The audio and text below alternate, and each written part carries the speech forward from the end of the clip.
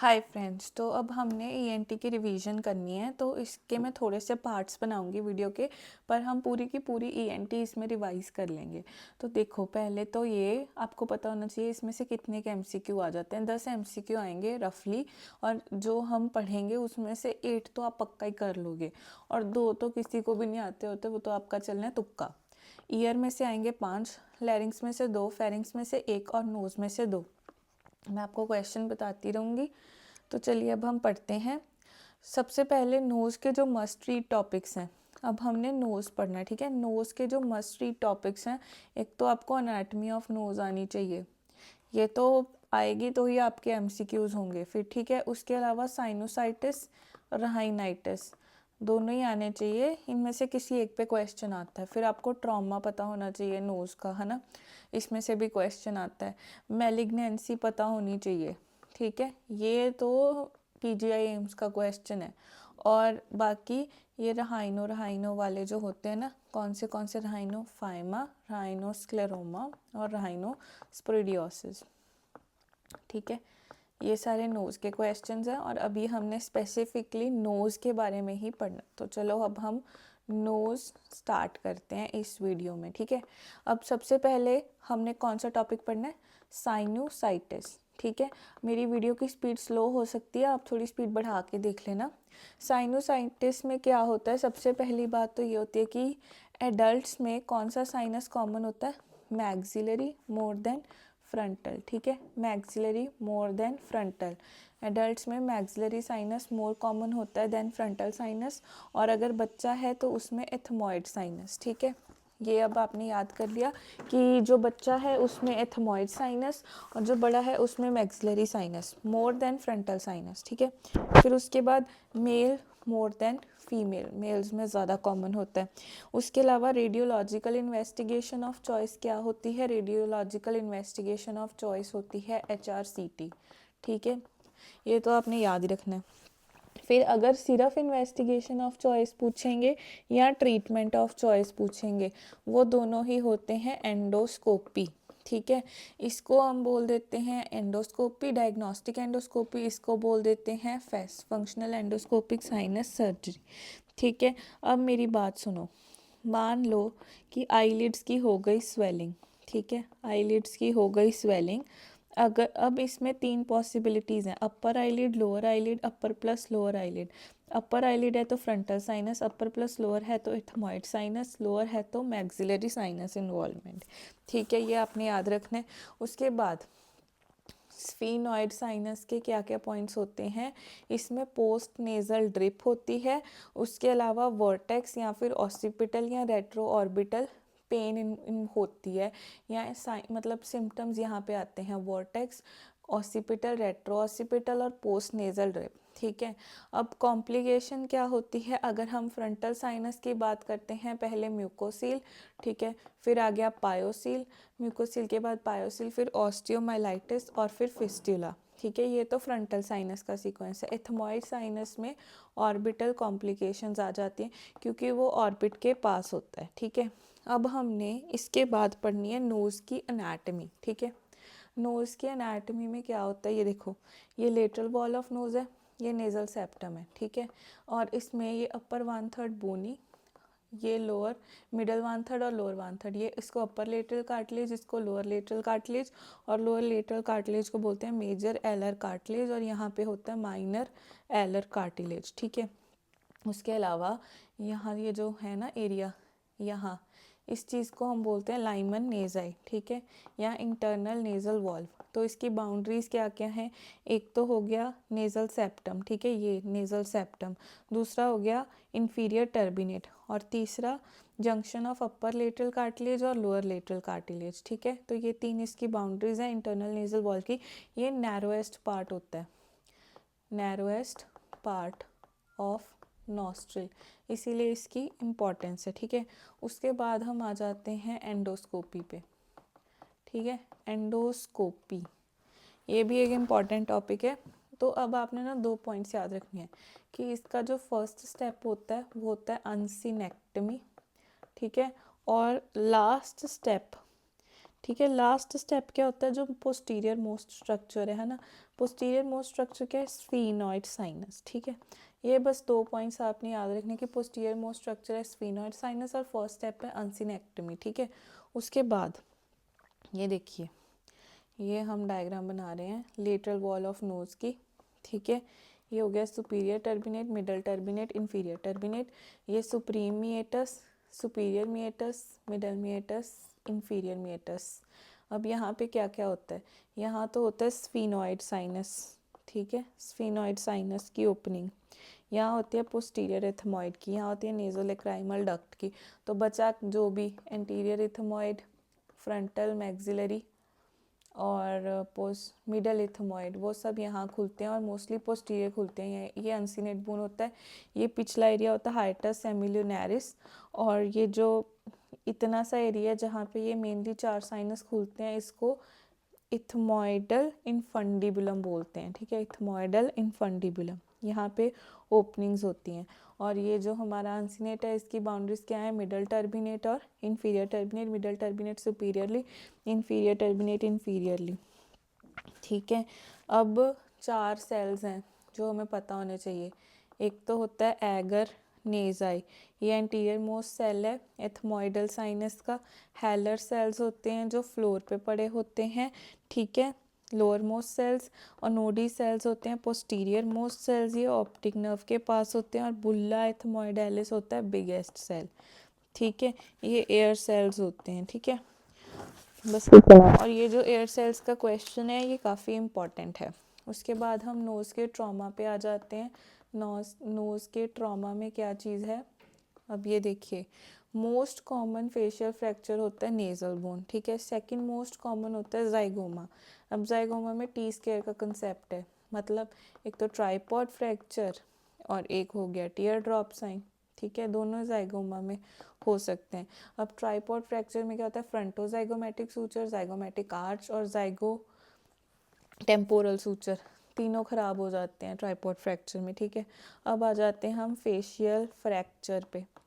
Facial fracture में क्या होता है, सबसे पहली चीज़ होती है, इसको रिड्यूस करना होता है इमीडिएटली। ठीक है, क्यों, क्योंकि इसमें इडीमा हो सकता है। अब मान लो इडीमा हो गया, फिर हम क्या करेंगे, पहले एंटी इन्फ्लामेटरी देंगे 5 दिन के लिए, फिर इन्फ्लामेशन कम हो जाएगी, फिर इसको रिड्यूस करेंगे। अब उसके अलावा क्या होता है, अगर तो बंदा 3 वीक्स से पहले आ जाए तो हम क्लोज रिडक्शन कर सकते हैं। अगर बंदा 3 वीक्स के बाद आता है, फिर हमें ओपन रिडक्शन ही करनी पड़ती है। ठीक है, 3 वीक्स के अंदर अंदर आ गया तो ये क्लोज रिडक्शन होएगी। फिर उसके बाद आ जाते हैं हम लीफोर्ट फ्रैक्चर्स पे। ठीक है, लीफोर्ट फ्रैक्चर ये बेस्ड होते हैं on the direction of fracture line. ठीक है, फ्रैक्चर लाइन की डायरेक्शन के बेसिस पे 3 टाइप होते हैं, 1 2 3। ठीक है,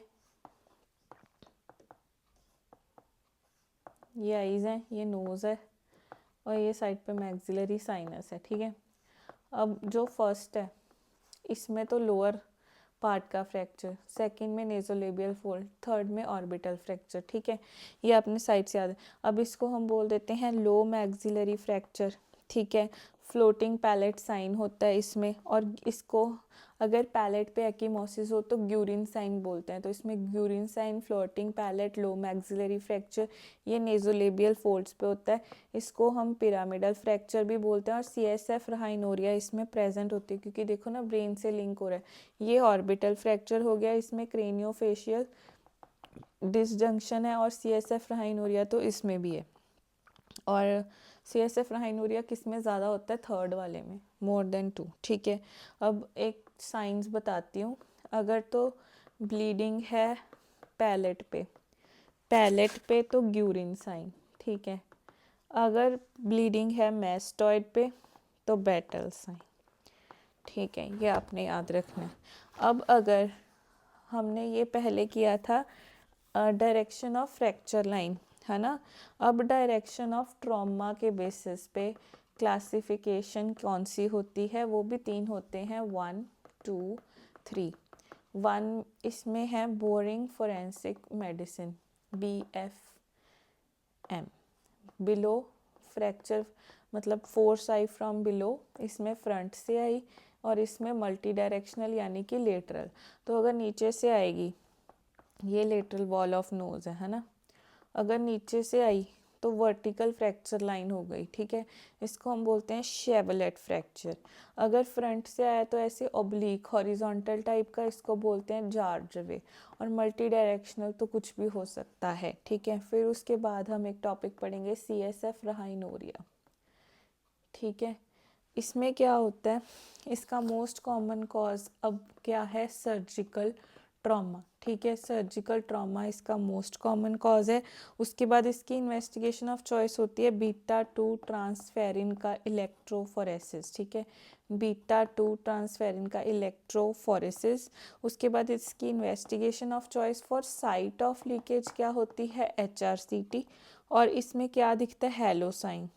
अब इसमें अगर हमें मान लो डबल रिंग साइन दिखे या हेलो साइन दिखे ऑन टिश्यू पेपर, तो मतलब ये ट्रोमेटिक CSF राइनोरिया है, ठीक है। और इसकी ट्रीटमेंट ऑफ चॉइस क्या होती है, wait and watch with IV antibiotics for at least 2 weeks हमें ये करना पड़ता है।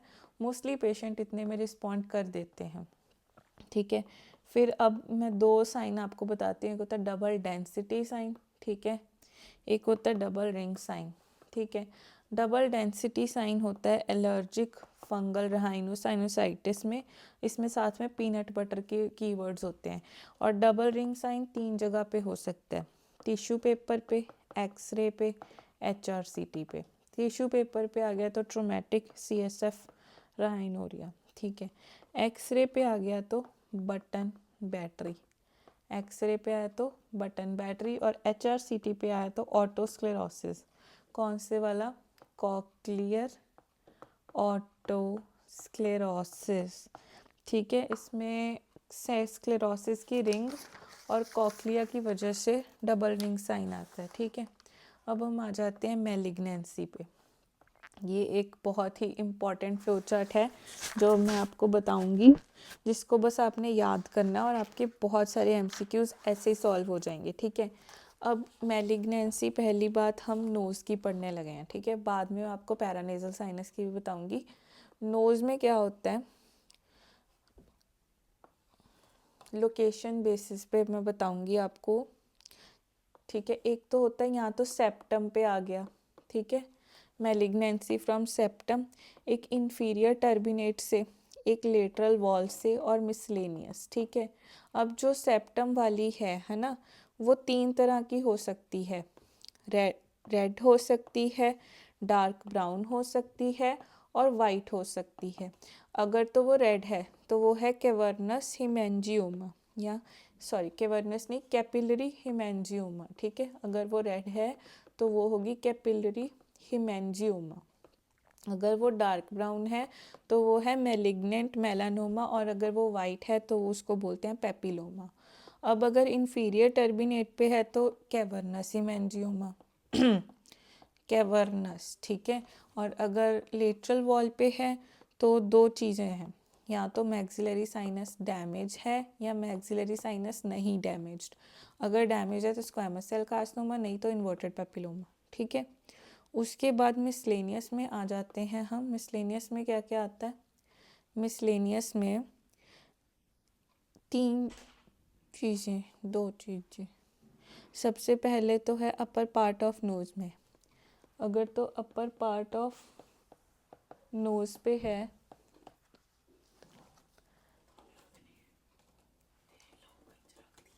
अपर पार्ट ऑफ नोज़ पे है तो उसको बोलते हैं एथीनोन्यूरोब्लास्टोमा, एथीनोन्यूरोब्लास्टोमा। अगर अपर पार्ट ऑफ नोज़ पे है तो एथीनोन्यूरोब्लास्टोमा। और अगर मल्टीपल अल्सर्स हैं, ठीक है, मल्टीपल अल्सर्स इन्वॉल्विंग स्किन, तो ये हो गया बेसल सेल कार्सिनोमा या फिर कह लो रोडेंट अल्सर, ठीक है। अब इन सब की ट्रीटमेंट क्या होती है, इन सब की ट्रीटमेंट होती है सर्जरी, ठीक है। और इसमें लेटरल राइनोटमी इंसीजन देते हैं जिसको मूर्स इंसीजन बोलते हैं, ठीक है। अब वो कहते कि ENT में 2 चीज़ें सबसे कॉमन होती हैं, S और S स्क्वायर, मतलब अगर ट्यूमर पूछे तो स्क्वामस सेल, अगर बैक्टीरिया पूछे तो स्ट्रेप्टोकोकस निमोनिया, ठीक है। अब उसके बाद हम आ जाते हैं पैरानेजल साइनस की मैलिग्नेंसी पे, ठीक है। इसकी मोस्ट कॉमन बिनाइन होती है ऑस्टियोमा। मोस्ट कॉमन मैलिग्नेंसी वैसे in general squamous cell carcinoma, और ये मैक्सिलरी साइनस में होती है और इसमें निकल इंडस्ट्री का वर्क हिस्ट्री होती है। सेकंड मोस्ट कॉमन एडिनोसिए कार्सिनोमा, और ये एथमॉइड साइनस में होती है, इसमें होती है वुड इंडस्ट्री, ठीक है। अब इसकी ट्रीटमेंट क्या होती है? इसकी ट्रीटमेंट सर्जरी तो है, पर रेडियोथेरेपी विद कीमोथेरेपी, और कीमोथेरेपी में 5-फ्लोरोयूरासिल और सिस्प्लैटिन होता है। और ये सेम किस में होती है ट्रीटमेंट? सीए लैरिंग्स में और नेजोफेरेंजियल कार्सिनोमा में, ठीक है। इनकी सेम ट्रीटमेंट है। उसके बाद हम आ जाते हैं एसएमआर, सब म्यूकोजल रिसेक्शन, ठीक है। इसमें हम बाइलेटरल इंसीजन देते हैं, सारा सेप्टम रिमूव कर देते हैं और उससे सेप्टल परफोरेशन का खतरा होता है। अगर सेप्टोप्लास्टी है तो यूनिलेटरल इंसीजन है और सिर्फ डेविएटेड पार्ट को रिमूव करते हैं। Most common cause of saddle nose होता है surgical trauma more than granulomatous condition, ठीक है। ग्रैन्युलोमेटस, अच्छा एक क्वेश्चन अगर उन्होंने कोई हिस्ट्री दे दी क्रॉनिक साइनोसाइटिस की साथ में सैडल नोज, उसका मोस्ट कॉमन कॉज क्या होगा? अगर सर्जिकल ट्रॉमा नहीं दिया तो ग्रैन्युलोमेटस कंडीशन लिख सकते हो आप, ठीक है। अब मैं आपको 2 ट्रायड बताऊंगी, एक ट्रॉटर्स ट्रायड होता है, एक गार्डेनिगो, ठीक है, गार्डेनिगो। जो ट्रॉटर्स ट्रायड होता है उसमें क्या होता है? मोस्ट कॉमन प्रेजेंटेशन, अच्छा सॉरी, इसमें 5+10 इन्वॉल्व होगा, इसमें 5+6, बस आपको इतना याद रखना है कि गार्डेनिगो में 5+6 होता है, ट्रॉटर में 5+10 होता है। 5 दोनों में होती है, ट्रॉटर में 10 होती है, गार्डेनिगो में 6 नर्व, ठीक है। ये जो ये है ये कहाँ होता है? जब पीट्रस बोन इन्वॉल्व होता है, ठीक है। तो investigation of choice HRCT, treatment modified radical mastoidectomy, canal wall down, ठीक है। और ट्रॉटर्स ट्रायड ये NPCA में होता है, नेजोफेरेंजियल कार्सिनोमा में, ठीक है। इसकी मोस्ट कॉमन प्रेजेंटेशन पता है क्या होती है? Unilateral neck lymph node, north east Chinese population,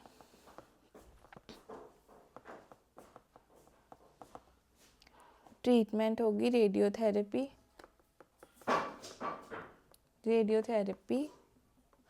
first, कभी भी सर्जरी नहीं फर्स्ट करनी, सबसे पहले रेडियोथेरेपी। ट्रॉटर्स ट्रायड हो गया, इन ईटी ट्यूब ब्लॉक, फिर सीरस ओटाइटिस मीडिया दिया फाइंडिंग्स, ठीक है। फिर उसके बाद हमने पढ़ा एपिस्टैक्सिस। एपिस्टैक्सिस में क्या होता है? फर्स्ट मेथड टू ट्रीट होता है ट्रॉटर्स ट्रायड, लास्ट होता है TESPAL, trans endoscopic ligation of sphenopalatine artery, ठीक है। अब इसमें क्या है, हमने थोड़े से एरियाज पढ़ने हैं, Little's area, retrocolumellar vein, Woodruff's plexus, Brown's area, ठीक है।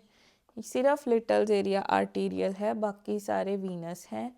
ये होता है एंटीरियर पार्ट ऑफ सेप्टम, ये पोस्टीरियर पार्ट ऑफ सेप्टम, ये posterior part of lateral wall of nose, ये पोस्टीरियर पार्ट ऑफ सेप्टम, ये पोस्टीरियर नहीं है, ये भी एंटीरियर ही है, सॉरी, ये दोनों एंटीरियर पार्ट ऑफ सेप्टम, ये posterior part of lateral wall, ये पोस्टीरियर पार्ट ऑफ सेप्टम।